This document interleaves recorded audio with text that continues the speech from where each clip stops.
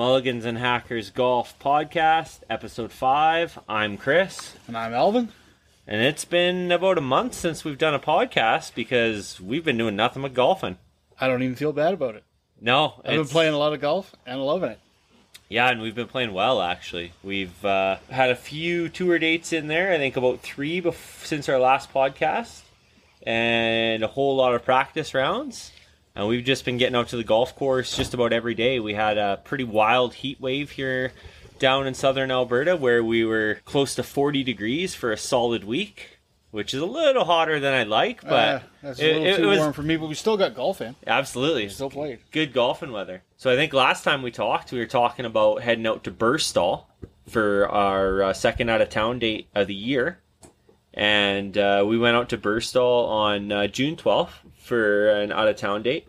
And I think there was only 6 of us that made it out there. Yes. It was a windy day, but a fun day nonetheless. A day that started really well for me.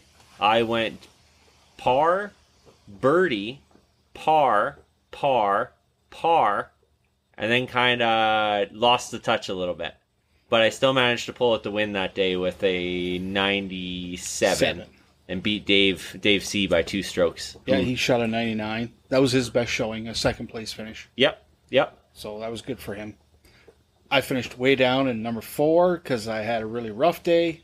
Yeah, you seem to be less than comfortable at golf courses not named Cottonwood Coulee. Agreed, as we'll probably talk about as we go on here. But, yeah, it was fun.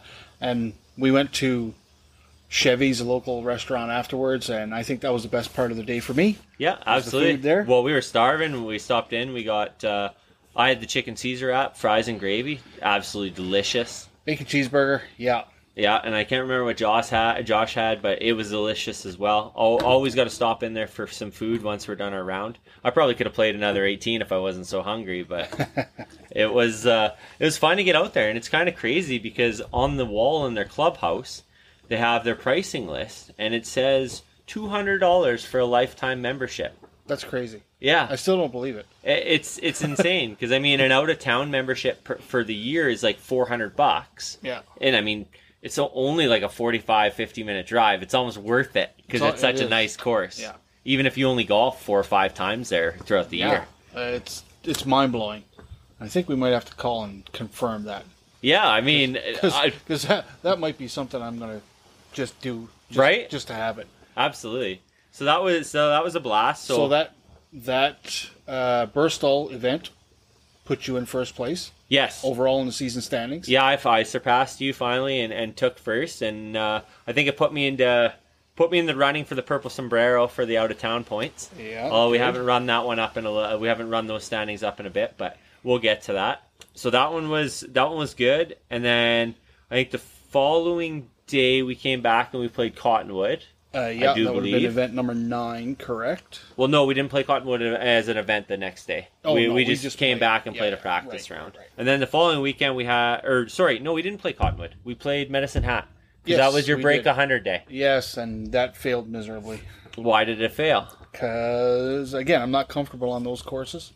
Yeah, it seems like, you have the game to play it, and I watch you hit a good drive off one on the par 5 at Medicine Hat Golf and Country. And you kind of duffed your second shot, and then it was in your head. And then I could have just went to my van and went home. Yeah.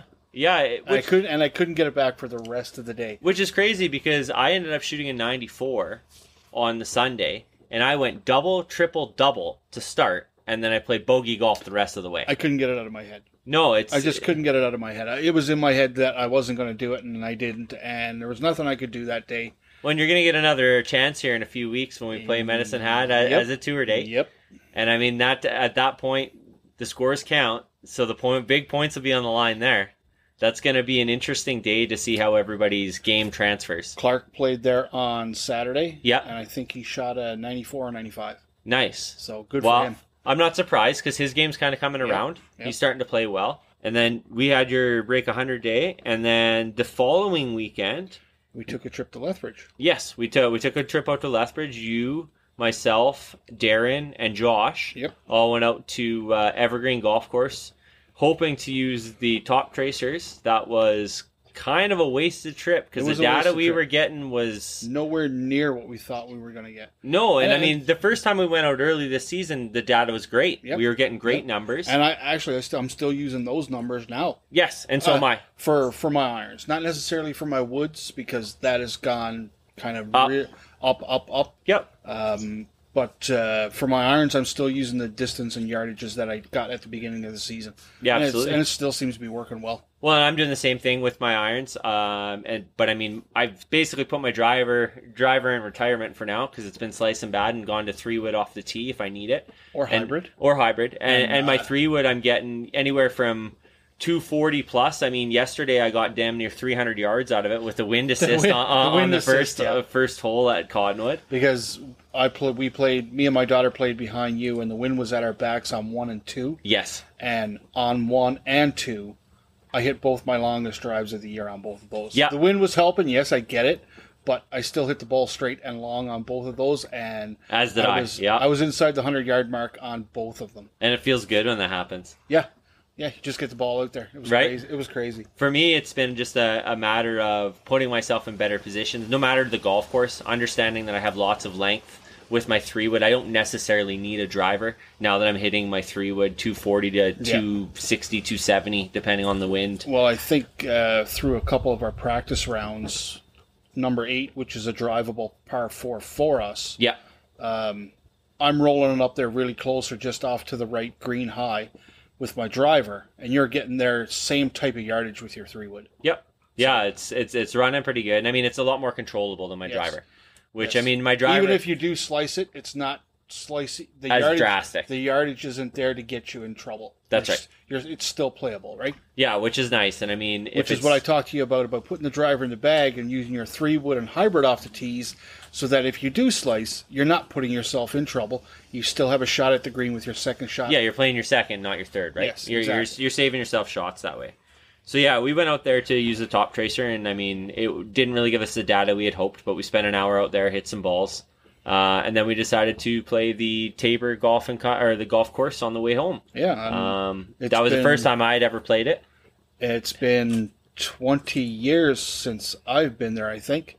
And I think that close to 20 years, anyways. And I think Darren said that was the first time he played it. He said he'd used the driving range once or twice, and I do believe, and Josh, that was the first time he played it. I like that course. It was good. I didn't break 100. I still shot. I can't quite remember, but it was like 103. Yeah, 103 like sounds that. right. And again, you kind of started. You started kind of rough. You duffed a few shots on the par. Again, a par 5 to start. Yep. You hit a few duff shots. You kind of let it get in your head. You've been working on that mental game to try and get going there, and it's been better at Cottonwood. Since then, the mental game has come around a lot, and we'll get into that too. Yeah, it's been coming around for you, which is good. I mean, that day out at Tabor was, I enjoyed it though. I enjoyed it too. It was good. I mean, it was good to have Darren out with us because he doesn't get as much golf as we were hoping. So it was nice to get him out of town for a trip. Absolutely, and it was just a fun day. I mean, we hit 100 balls or whatever each, and then we kind of jumped in the vehicle and sped off to our tee time and jumped on the course. And I mean, we all kind of struggled on the par 5 to start. Yeah. And then once we kind of got going, I think I was plus 10 at the turn because I had a double bogey on 9. And then 10 and 11 are par 5s, and they're kind of reverse dog legs. Yeah.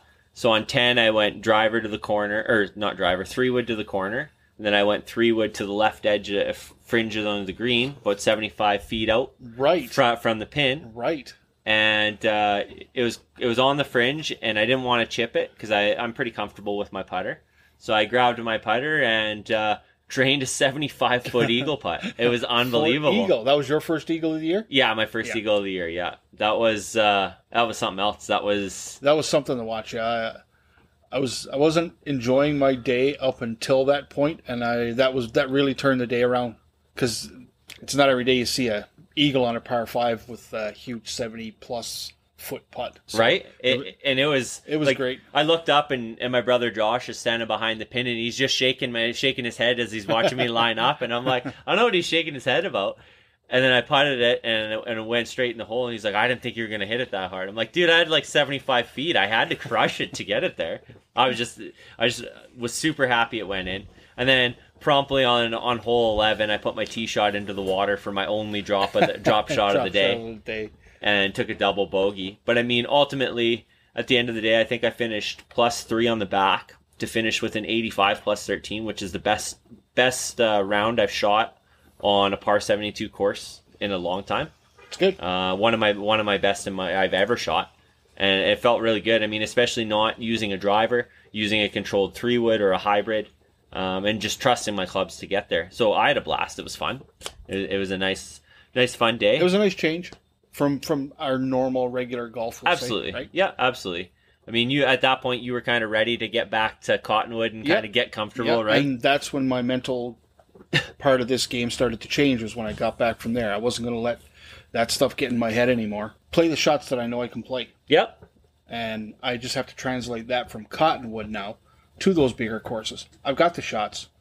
My driver is longer than it's ever been. Yep. My approach You've probably shots, added 20 to 40 yards in your driver this year. My approach shots are better than they've ever been. And my short game, which has always been a big part of me having success, has kind of left me a little bit. But I don't think it'll be gone for too long. No, it's a feel type, and that'll come back for you, right? I mean, it's kind I've of been switching between my 52-degree and 55-degree wedges around the green, doing my chipping, and I just need to stick with one. Yeah, you got to find what you're comfortable with, right? Like early. And my putting stick, the flat stick is what it's always been. Yep. Just there, never really. Never hot, never cold. Never hot, never cold. As we'll talk about later on another round, where. Yep. Yeah. Yeah. We all know what we're talking about, right? Yeah, absolutely. I mean, my putting has been early in the year. I was struggling a little bit with the new putter, but I feel very comfortable with my flat stick now. And it's sometimes my flat stick just heats right up, and it's like I can't miss a putt. You've probably on the practice green and putting in practice rounds and rounds.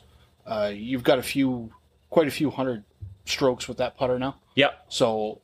Yeah, you know it now, and you got the feel for it, and it's starting to show.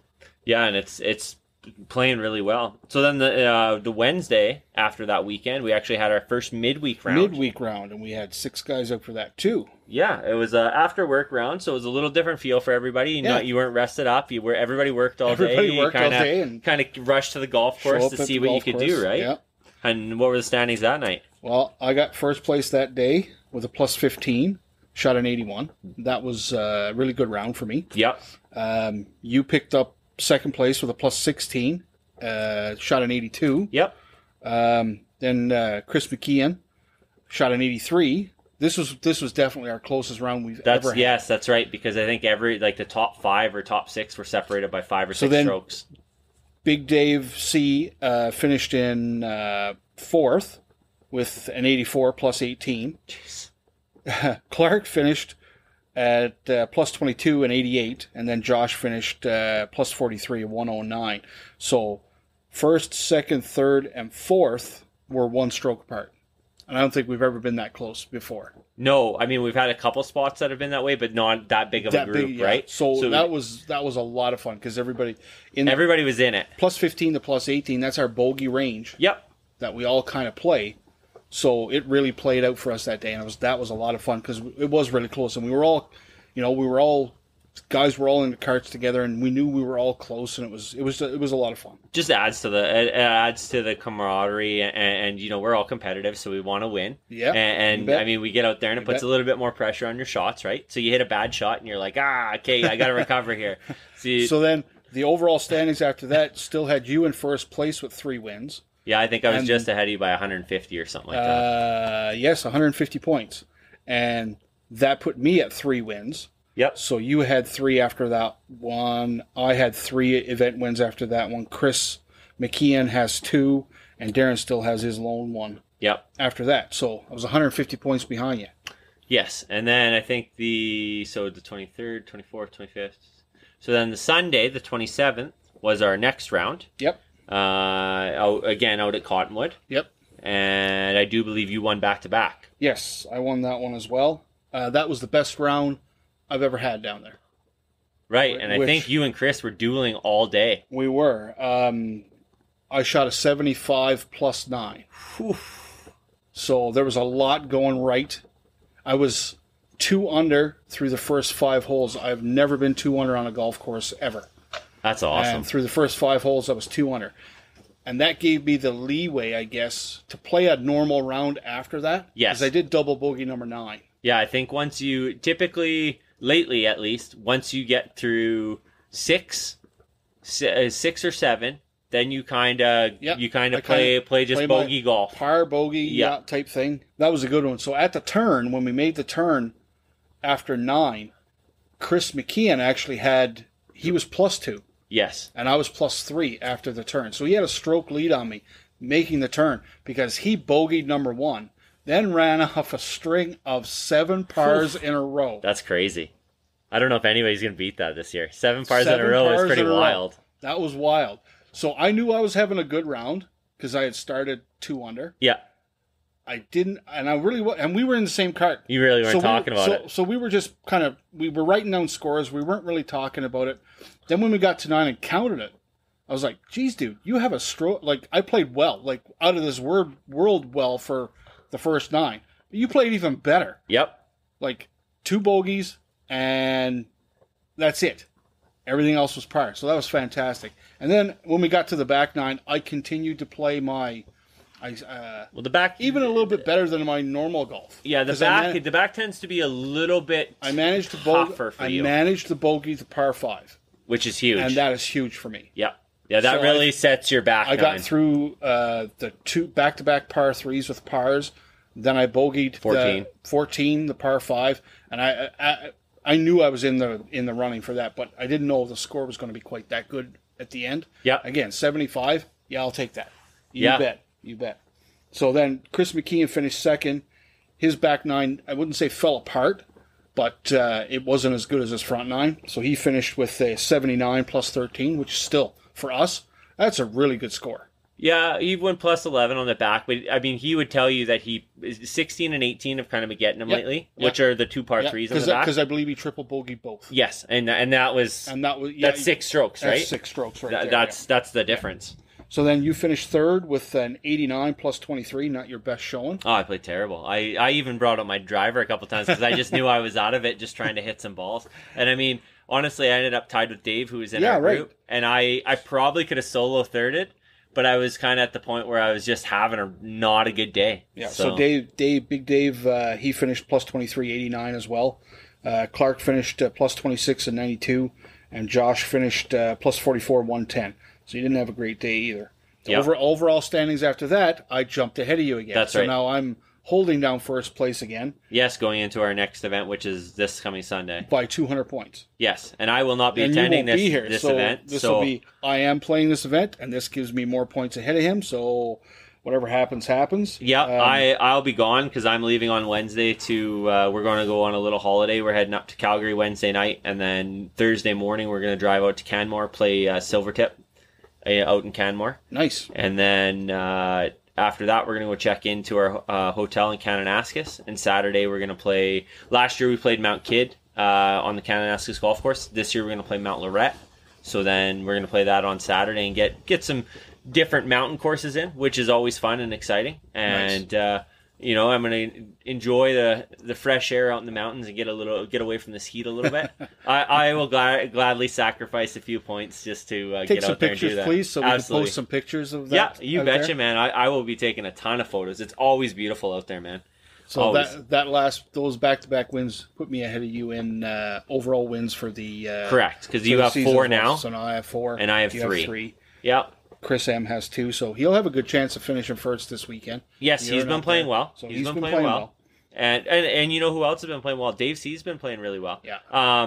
That day, actually, Dave C was in my group, and we both kind of had work stuff going on in our head, so we really weren't 100% focused. Yeah. Golf is a tough enough game to play, let alone when you're not there mentally. Yeah. So that was a tough go for us, but we'll bounce back. That's not a big deal. That's what we're doing it for, right? We're playing lots. Eventually, you're going to miss a weekend, and we'll just capitalize on those points. You bet. So, I mean, we made a couple changes to the schedule. Yes. We were supposed to have a tournament date on July 3rd, but we canceled that July one. 17th. Oh, yeah, but it was just this July 3rd, Okay. like this past Saturday. Okay, we were supposed to have a because it tournament was a date. holiday weekend. Yeah, we canceled it because a lot of guys were out of town. And actually, we got up early, me, you, and Josh, and we played around at 7:10, which wasn't... We didn't play great. Like, I think I shot an 82 and you shot an 83. Mm-hmm. And it wasn't great. And then we both actually played another 18 later in the day because my dad came down from Calgary, brought my sister, and we took her out on a big course for the first time. So we ran out another 18 holes. I shot a 79, which I was quite happy with. Mm-hmm. I hit some shots I just didn't like, and I'm like, we're starting to get pretty comfortably around that 80 range, and we're leaving shots out there, right? Mm-hmm. And then... So that morning round that we played, number 8, so I've eagled that hole already once this year. Yep. Saturday morning, crushed my drive. Oh, it's beautiful. It was curving perfect. Right, the pin was in a money spot. There's a picture on our Instagram page and Facebook of where my drive ended up. It was just over a putter length away from the pin. It's probably on the about green. 40 inches, I'd say. Yeah, away from the pin. Yep. For my third look at an eagle. I've made 2. This was my third attempt, and I botched the putt. Yeah, you pushed it. You didn't finish your stroke. I twisted my upper body. I didn't use my arms, and I totally botched the eagle putt. Tapped in for birdie, so I did get the birdie. But that is one of my best drives ever. Yeah, you crushed that perfectly. The tees were up a little bit, which was nice. Which put it in range. But I mean, it put it in like actually landing it on the green range, which was perfect instead of rolling up. And you just hit a really, really nice shot. So really, like 3 attempts at eagle already this year. Yeah, and I've never had a chance at eagle before this. Well, and I mean and we actually did something fun on July 1st. Yes, we signed up and we played in a little tournament, a double scramble. A doubles kind of scramble tournament down at Cottonwood. We signed up and we played, and it was it was only 9 holes, but the first 3 holes were best ball. Yeah. The second 3 holes were alternate shot, and the final 3 holes were whichever the 2 partners takes the best score, you take that one. Yeah. So I mean, hole 1, we had a chance at birdie. Yep. We parred it. Hole 2 had a chance at birdie. You missed it. And to get me the line, I drained it. Hole 3. We parred it. Yep. Hole 4. This is hole 4. So this is where we get into the alternate shot. Yeah. So we got into alternate shot. We definitely don't play from the same areas on the golf course. No. And I mean and the thing with the alternate shot was whoever tees off on 4 tees off on 6, and we made the decision for me to tee off on 4 because I can drive 6. Yes. Around the dog leg. Yes. So on 4, I get up with my gap wedge and I toed it, and it goes right onto the tee boxes. On 5. On 5. So up above. So you gave me the second shot on the tee box on number 5. Yep. And you almost made a really good shot out of it. You landed it just a foot long. I did it. It hit the downslope and rolled off. And so I made it actually a pretty solid chip. I gave us a chance at looking at bogey. Yes. And then we missed the putt. bogey putt and then tapped in for double. So we double bogeyed there. So our 1 under turned into a 1 over after that one. Which wasn't terrible. No. I mean, that was okay. And then the next hole. And then on 5, you kind of duffed your 5 wood, but put it in a good spot. It wasn't in a terrible spot. So I duffed my 5 wood. I got a bunch of yak yards, and I left you a 100-yard shot to the green. And I came up short. I came up just short. So I didn't hit a full gap wedge. So then I get up with my wedge, and I just want to chip on. Well, I skull it the length of the green.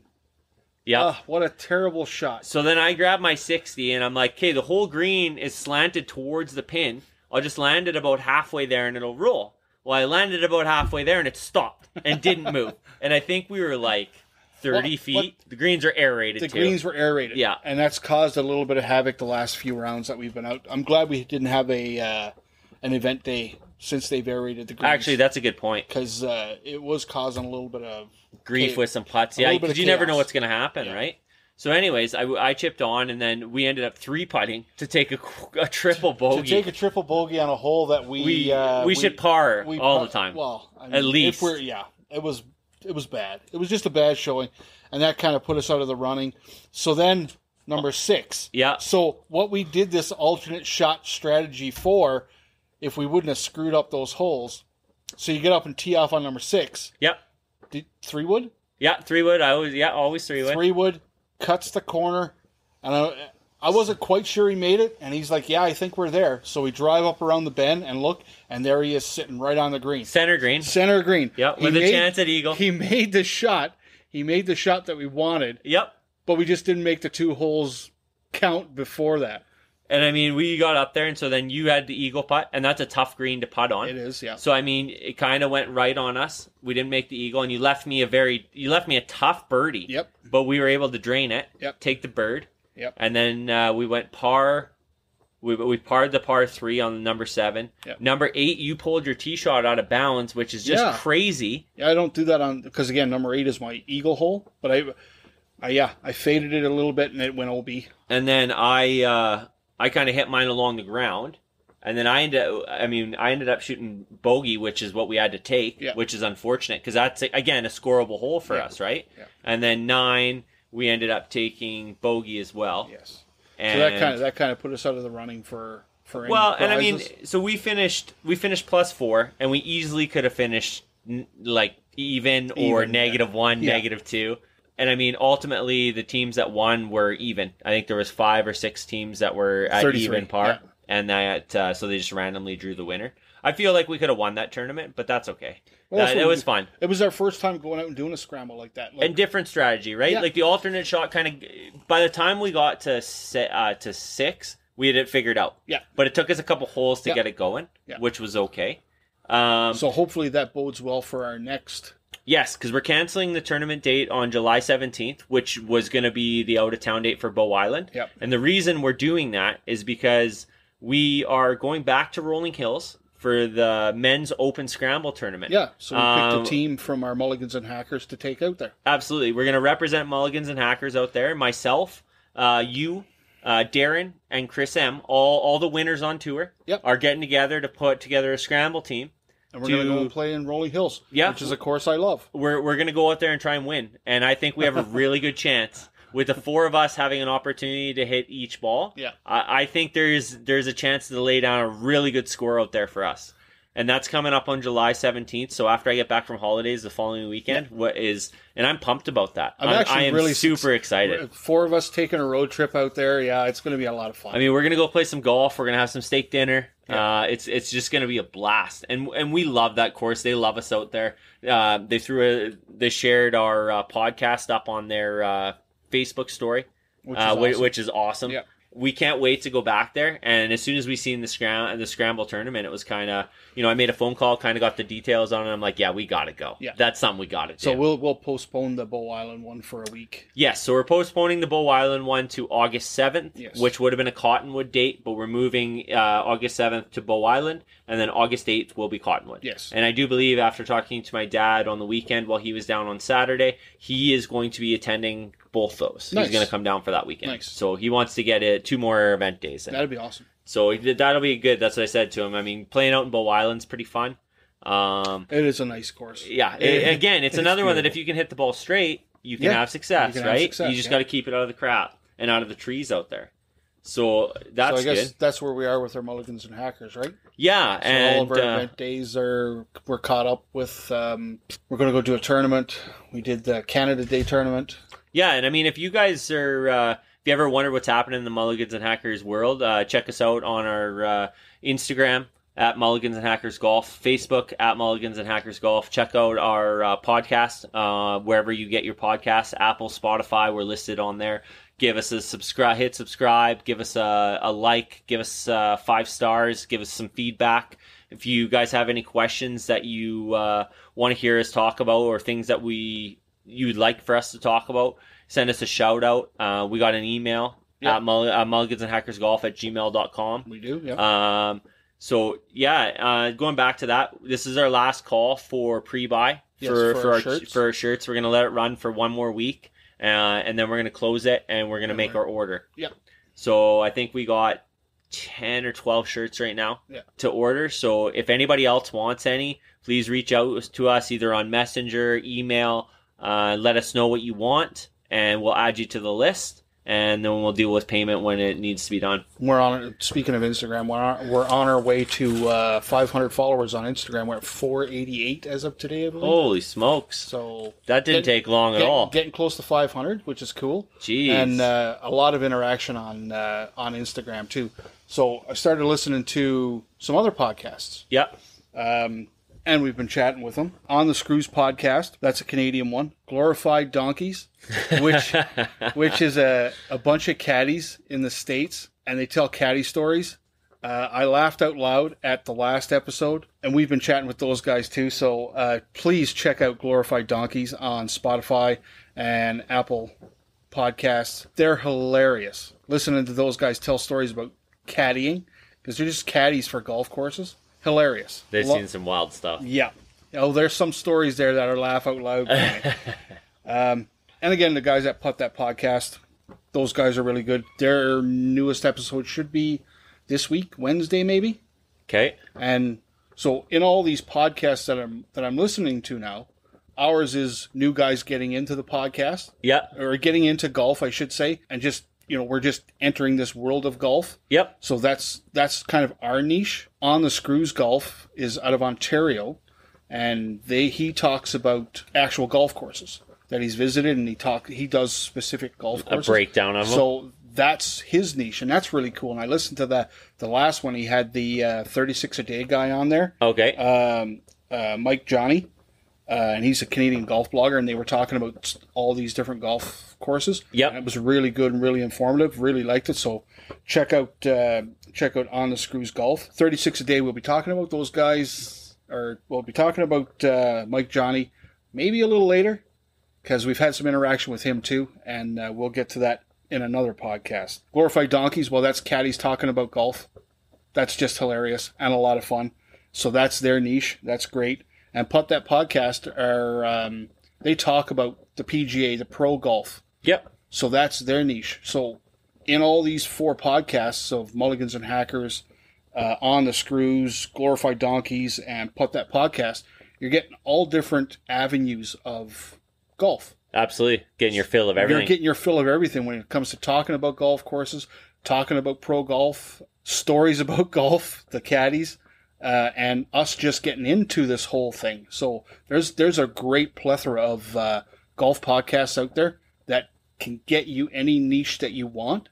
Yep. Whether it's new to golf, whether it's golf courses that you want to visit, whether it's just stories talking about golf, or talking about pro golf and giving predictions, and talking about the PGA and LPGA coming up and giving their thoughts and picks for who's going to be challenging on that weekend. So speaking of picks, last time we talked, we had done a U.S. Open pool amongst our Mulligans and Hackers golf members. We did going into U.S. Open weekend. We did a snake draft based upon the standings at the time, which meant that at that time I was in the lead, so I got first pick.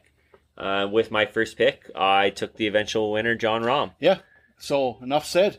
You won it, and it was good for him. Yes, it was fantastic. It was really good coming off what happened at the previous tournament where they pulled him with the positive COVID test, he was nothing but humble about it. He said all the right things. He was not, he wasn't angry at anyone, and he basically said everything he needed, and it was awesome to see him win. It was a close round. Oosthuizen was pushing all day.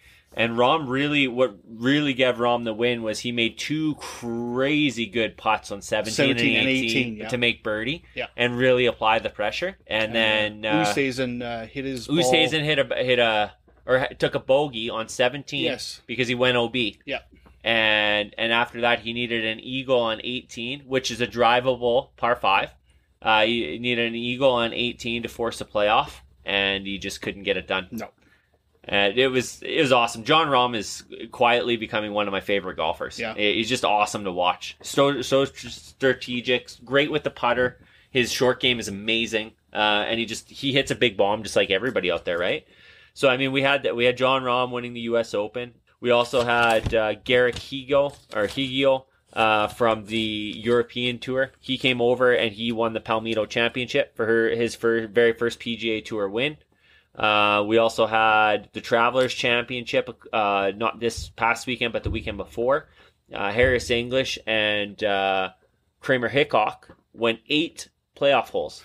They finished tied. Yes. They went 8 playoff holes before Harris made the only birdie in the playoffs. Yeah. They were going par up until Harris made the birdie. Kramer Hickok lipped out about 4 times with a chance to win. Yep. It just wasn't meant to be. I was happy for English. Yeah, I mean, I would have been happy with either guy winning. Yeah, it was a good battle. Yeah. Just a battle of who wanted it more. And then, I mean, we just had the Rocket Mortgage Classic.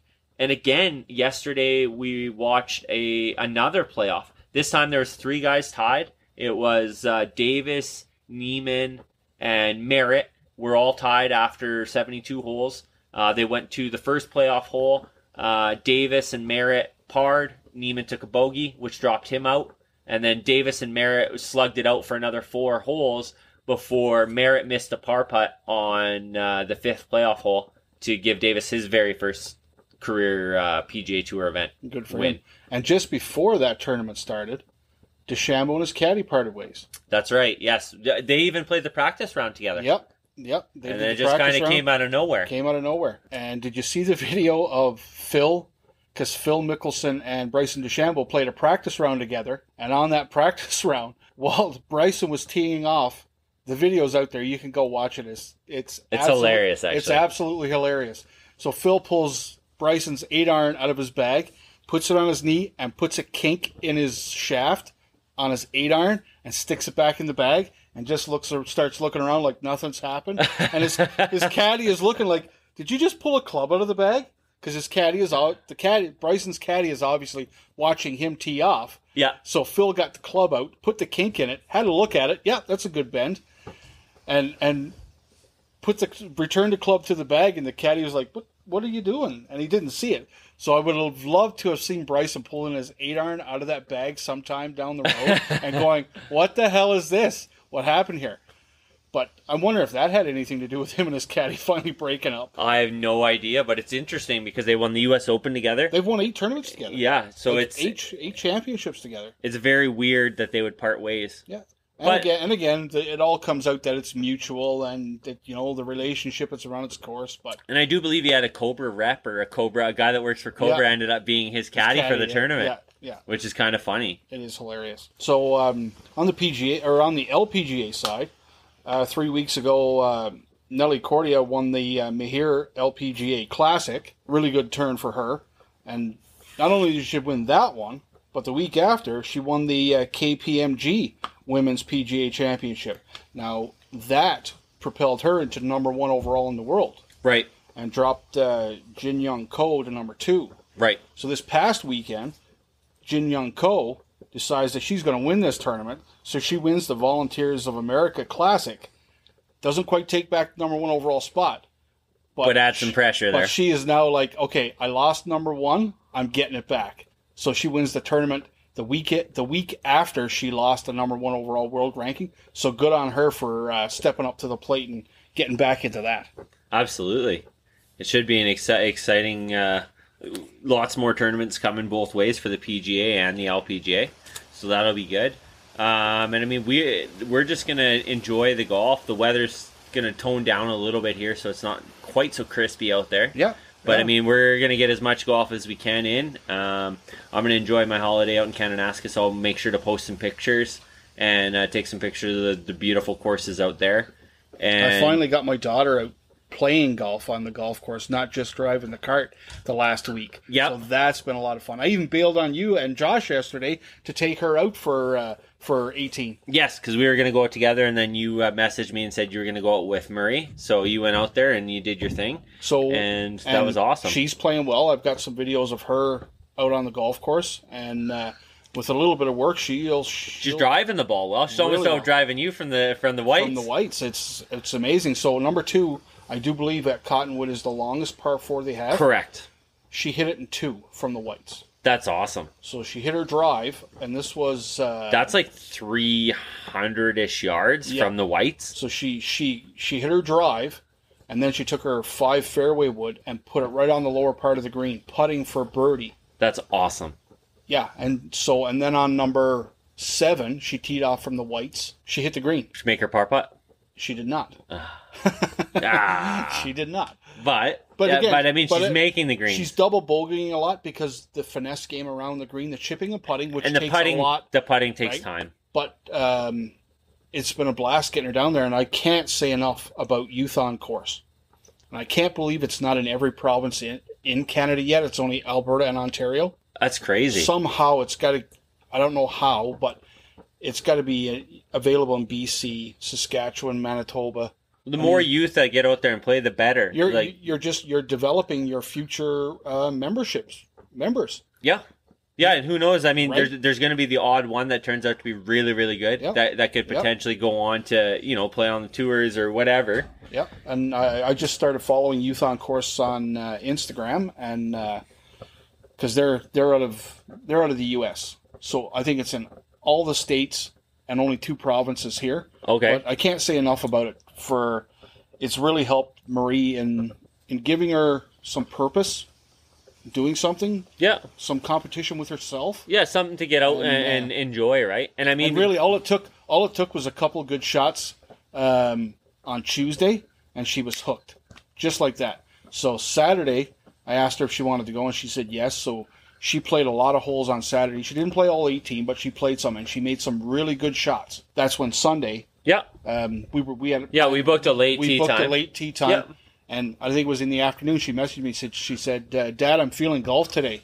And I'm like, "Well, if you're feeling golf, I'll make a tee time, and I'll just bail on my guys if you want to go, because I'll take you anytime you want to go." Yeah, absolutely. Because I would rather have her at the golf course, playing golf and having fun like that than sitting in a room. Absolutely. Right? Absolutely. You got to jump on that whenever you can. So whenever she wants to go, it's like, yeah, we have a tee time booked for tomorrow. Oh, nice. You bet. Nice.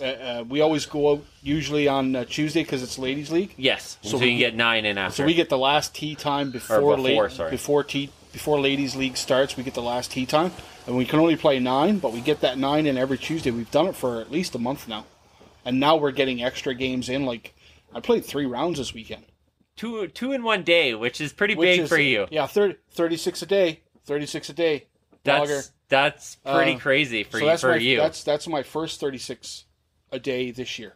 And you know what? You shot a 77 the second time around. Yeah. And I mean, so you went 83-77. I went 82-79. I mean, we both felt pretty decent. The 77 was no birdies and no double bogeys. Yeah, and you're making pars. Right? Pars and bogeys. Pars and bogeys. We'll get you into that mid-70s. Well, I read a stat there a while back. It says that the average PGA Tour player makes 3 birdies per round, but they avoid bogeys. Yes. It's bogey avoidance. Double bogey avoidance. Yeah, bogey and double bogey avoidance, and that makes the difference. Yep.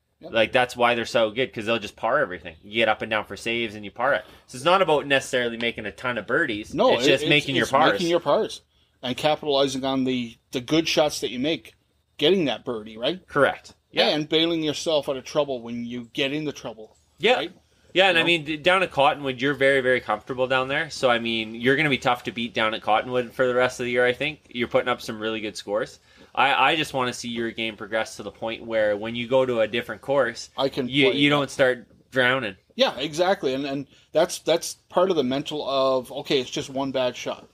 Yeah, right? It's just one bad shot. Everybody makes bad shots in a round. If you just shake them off. If you can get off the hole with a double bogey or even a triple bogey, the round is not over. No, okay. So you triple bogey this one, you go out and par the next one. Yeah, exactly. Or the next 2. So that's where the mental part of it's starting to come around for me, because I'm having a lot of fun now. Yep. I just need to be able to translate that to different courses, right? I use that Imagine Golf app, and I just I listen to a lot of different calming things or different books about golf to kind of just bring a guy back to a mindset where it's, you know what, if you hit a bad shot, shake it off. You see the shot in your mind and you get up there and you hit it. Yeah. And, for me, it's been a lot of my approach game and really putting myself in a position where, and understanding, like on a course like Cottonwood, longer isn't necessarily better for me. Nope. It's you need your 100-yard shot. Yeah, I need my gap wedge in my hand so I can just dial it whatever club gets you off the tee to 100 yards is what I need.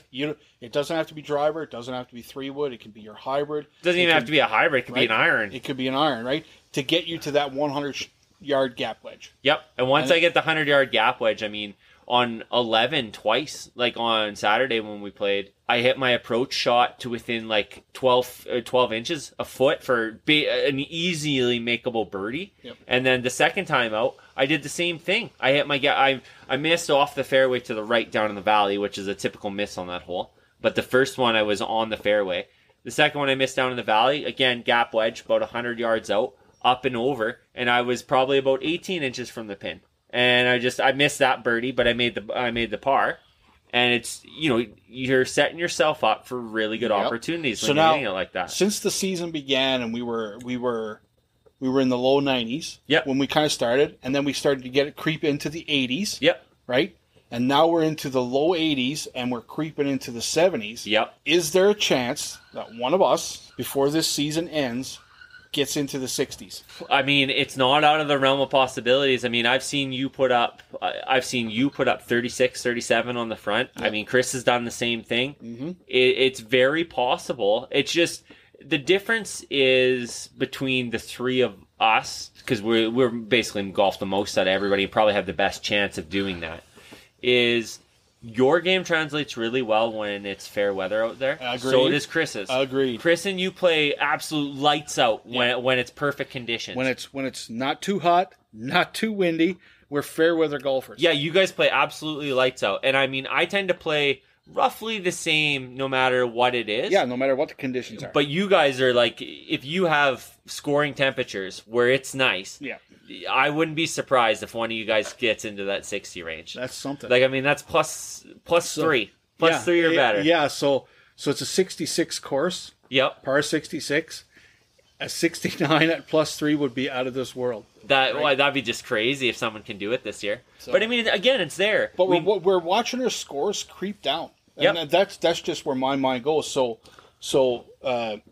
79, 78, a 77, a 75. I'm seeing those scores now, especially for me in the practice rounds and even in our event days. Well, I hadn't broken 80 yet this year. I'd hit 80 2 to 3 times, and then coming into this past week, I hadn't broken 80 yet.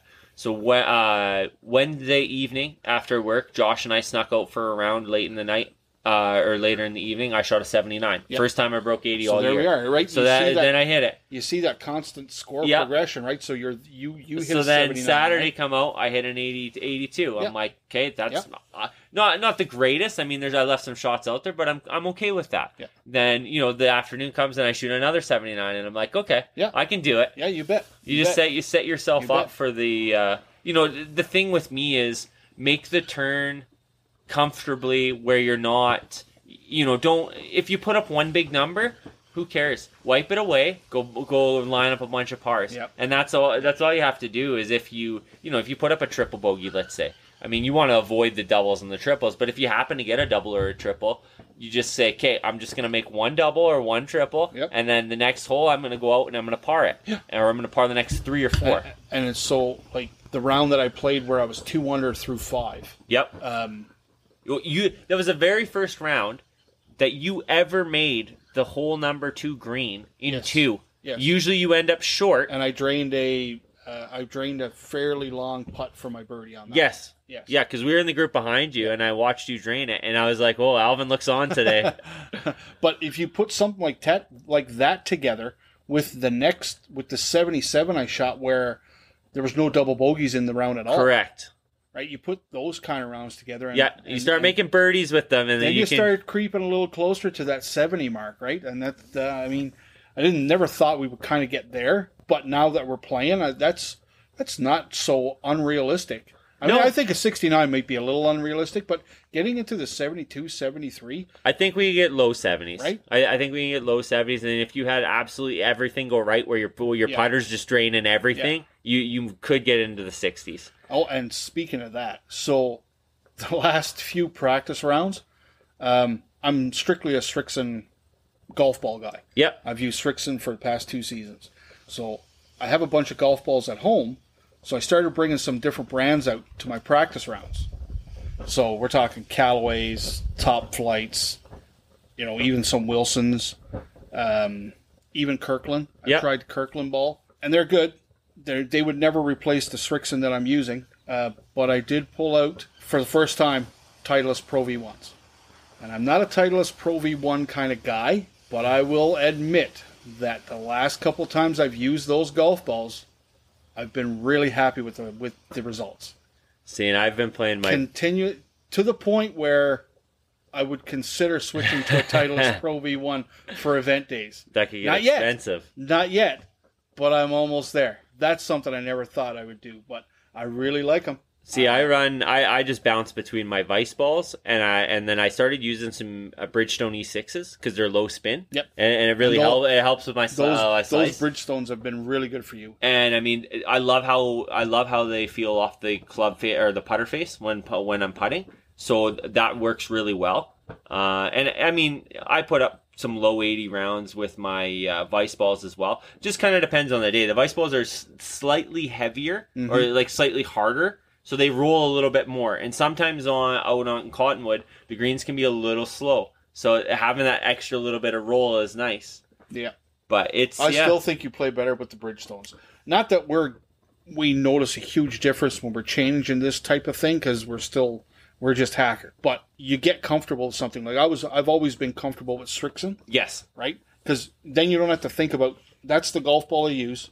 That's it. Yeah. And I use some different ones just to test, and it's just a round of golf, right? But yeah, and I mean, the Titleist Pro V1s, I really like the flight on them. I'm not going to lie, I really do. So we'll see where that goes. I just got to keep hitting good shots, no matter the ball. Yeah, I think the only place that I really notice a difference in golf balls is on the putting green. Like, I can really tell the difference coming off the club face. I couldn't tell you the difference coming off the driver or the irons, really. But on the putting surface, I can tell, like, there's some balls that you hit and they're just hard. I don't like that. I don't like how that feels. I like a little... It doesn't allow enough feel for me. Yeah. And I mean, out there, like my brother Josh will tell you that every ball he putts with is different, and he really hates playing with not Serixons or balls that are soft to putt with. But yeah, so no, we're getting excited. I know this has been a long podcast, and we're gonna wrap it up and get ready for. You're gonna get ready for tournament day on Sunday, and I'm gonna head out and get some golfing and some holidays. And we'll probably check back in a few weeks here and kind of update everybody. We're only 2.5 months out from our tour championship. Yep. And it's coming quick. It's coming quick. And I mean, winter's going to be here before we know it. And golf season's going to be over. Yep. And I think before the end of the year, we're going to try and get a doubles best ball between some Mulligans and Hackers guys. Absolutely. I think we're going to try that. And I think we should try a skins game as well. Yeah, you want to play some skins? Between members. Okay. It should be between people who have memberships. And we go down and we play skins, like buck a hole. Yeah. Right? And if you have 3 or 4 guys, well, it's not going to be any more than $18 per guy if you lose all the holes. But it's if you win, then you win a few bucks, right? Absolutely. I think we should try that. I'm down for that. Okay. That's a great idea. We'll get Mckeon involved in that one. Oh, too. He'll be all over that. Yeah, you bet. But anyways, you guys have a great evening. May your mulligans be plenty and your hacks be findable. And we'll catch you in a few weeks. Later.